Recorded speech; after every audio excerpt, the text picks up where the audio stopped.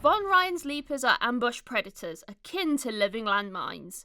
When the time is right, they reveal themselves in a blur of bladed limbs, tearing their unsuspecting prey apart in seconds.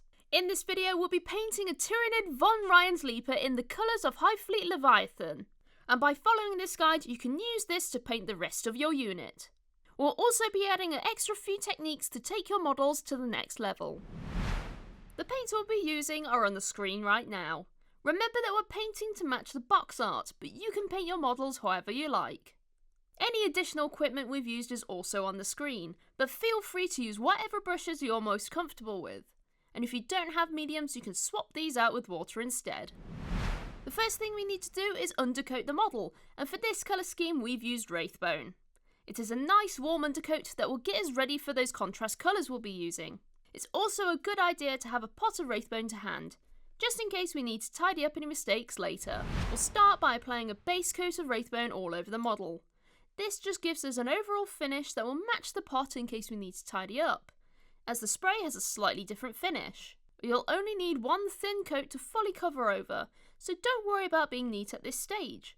Just make sure you get all of those membranes and the underside of the model coated. Now we'll add a thinned down layer of Magos Purple. We'll combine 2 parts contrast medium to 1 part Magos Purple. This gives us a great colour to settle all into those recesses, but not overwhelm the upper areas of the skin. We'll be applying this all over, so we can get it into every recess and under those carapace edges, so don't worry about being neat at this stage. Just make sure the contrast doesn't pull too heavily, as we want a nice light pinky purple tone to the skin. After it's dry, you can reapply Wraithbone to any of the areas that may be too dark. As a quick extra detail, you can add a cheeky dry brush of Corax White over the model. We are doing this now so it can be messy before we paint the smaller details. By using circular motions, we can get the raised points covered without being too heavy-handed. This is a subtle effect, so if you want a bit more definition, you can apply a second dry brush. So just don't apply too much pressure, or we can end up with a lumpy, unwanted texture. Next, we'll use Naggaroth Knight for the carapace armour. Remember to thin down your paint as it is a base paint, and apply multiple thin layers to build up a solid colour. Just take your time, as if we make mistakes here, it could take more time to tidy up. So use a smaller brush if you think you might smudge paint onto the skin. Don't worry, you can tidy up with the previous steps. With the carapace painted, we can move on to Abaddon Black for the claws, hooves and scything talons.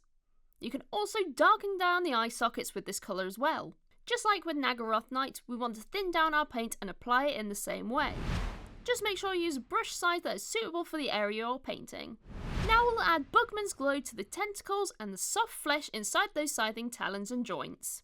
We'll use a couple of thin coats to build up the colour, avoiding any of the black details and Magos Purple skin. But if you can't and you make a mistake, don't worry, you can just use the past couple of paints we've already used. When the Bugman's Glow is dry, we'll apply Targor Rage Shade over these details. Apply using a small layer brush if you want to, so we can get into all of those recesses and avoid the other colours.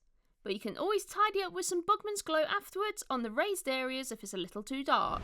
We'll also want to use a little bit on the ends of those little tentacles on its face. Then we'll paint the eyes with Flash Gitz Yellow. We'll be using a small layer brush for this, so we can get into those smaller areas and avoid getting the yellow on the skin and the carapace. Just remember to keep your paint thin and you can dot it onto the eyes. This will help you avoid making any mistakes and smudging it everywhere. Your Von Ryan's Leaper is now battle ready. You can stop here, or you can add these extra cool details to take your model to the next level. Now we'll add a bit of definition to that carapace armour with an easy highlight of Slaanesh Grey. We can do this by thinning the paint and applying it in small, thin choppy lines around the edge of the carapace plates.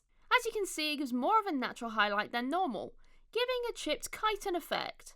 Just make sure you use a small layer brush and keep that paint flowing. After that first highlight is dry, we'll add some simple highlights to the black details with Thunderhawk Blue. We don't need to highlight every edge or detail, so we'll just pick out the most prominent or visible. Remember to keep that paint thin, roll your brush on the palette to control the amount of paint on it and keep the point on the brush. And there we are! Your Tyranid Von Ryan's Leaper is finished and ready to cause havoc on the front lines, ripping and tearing asunder. You can see that our model is based in Armageddon Dust, and if you'd like to learn more about technical paints, you can check out our video all about them. For more tutorials, tips and tricks, check out citadelcolour.com or head to your local Warhammer store where our amazing staff will be happy to help. Well, I hope you enjoyed this video and we'll see you next time. Bye bye!